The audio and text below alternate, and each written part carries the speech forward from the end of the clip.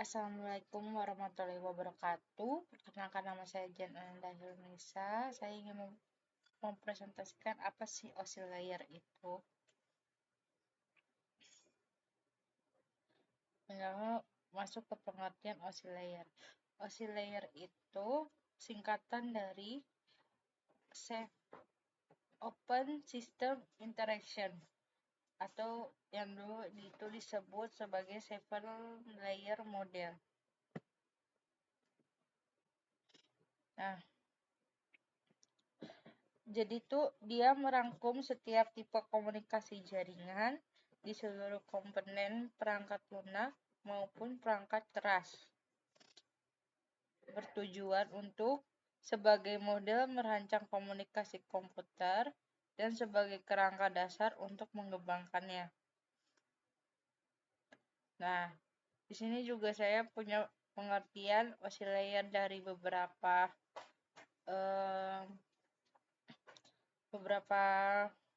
narasumber ya. Di sini ada oscill layer terdiri dari 7 buah lapisan, di mana masing-masing mempunyai fungsi yang spesifikasi dalam sebuah jaringan. Di sini ada juga OSI dapat diartikan sebuah sistem yang terbuka untuk berkomunikasi dengan sistem yang lain. Terus ada pembagian layer juga yang terdapat pada OSI. Dapat dilihat pada gambar berikut. Nah, ini terdapat 7 layer. Pertama, ada lower layer, yaitu yang berkaitan bagaimana data mengalir. Pertama ada fisikal, kedua ada data link, ketiga ada network. Nah, terus kita masuk ke upper layer. Ini berkaitan dengan user interface, data formatting, communication session, ya, dan difokuskan untuk pelayanan dari sebuah aplikasi. Ada transport, ada session, presentation, dan application. Nah, ini ada fungsi-fungsi dari layer berbagai dari 7 layer ini. Pertama, fisikal. Itu dia menentukan kelistrikan gelombang medan, tegangan arus listrik, mediasi transmisi, dan jenis kabel konektornya. Terus kedua ada data link. Dia menentukan sublayer. Ada MAC, ada LSI. Ini kalau media access control itu pengamatan fisiknya. Kalau LLC, logical link control, itu mengatur komunikasi, error notification, dan mengatur flow control. Terus di sini ketiga ada network. Itu dia menentukan rute yang dilalui oleh data, menyediakan logika addressing, pengamatan, path determination, atau penentuan tujuannya. Keempat ada transport. Di sini menyediakan end-to-end communication protocol, bertanggung jawab atas keselamatan data dan segmentasi data. Memiliki 2 protokol, yaitu TCP, Transmission Control Protector. Ini biasanya di connector oriented, dan UDP, User Datagram Protocol. Biasanya di connection chaos oriented. Nah, yang kelima ada session. Dia mengatur sesi yang meliputi establishing, maintaining, dan terminating antar entitas yang dimiliki presentation. Nah, ini kita masuk ke presentation.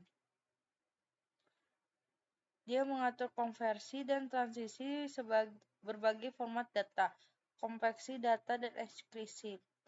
Yang terakhir ada layer application. Dia menyediakan service bagi berbagai aplikasi network.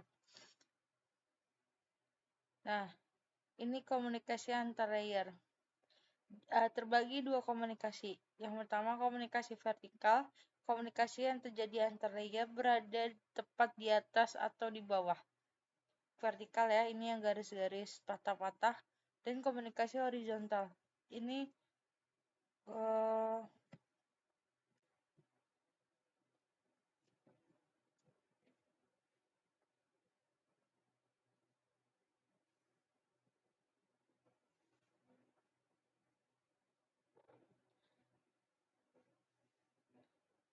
Hmm, em, maaf, komunikasi vertikal itu dia yang ini komunikasi antar layer kayak uh, layer satu ke layer 2 komunikasinya, terus layer 2 ke 3 dan seterusnya sampai layer 7. Sedangkan komunikasi horizontal itu komunikasi terjadi antar layer dengan host yang lain, yang bersifat virtual. Nah, ini misalnya kayak dari kita ke yang lain, itu komunikasi horizontal. Nah, terdapat manfaat OSI layer yaitu memudahkan untuk memahami cara kerja jaringan, uh, breakdown persoalan komunikasi data untuk mempermudah troubleshooting, kemudian vendor pakar untuk mendesain dan mengembangkan hardware software yang sesuai dengan layer, menyediakan standar interface bagi pengembang perangkat yang melibatkan multi vendor, terus memudahkan pengembangan teknologi masa depan terkait layer tertentu. Nah, di sini ada cara kerjanya. Data aplikasi pertama dipecah menjadi paket-paket kecil, terus setiap paket melewati setiap lapisan dengan fungsi spesifikasi pada setiap lapisan. Ketiga, paket dikirim melalui media fisik ke perangkat tujuan. Keempat, di perangkat tujuan paket dirakit kembali dan diteruskan ke aplikasi yang sesuai.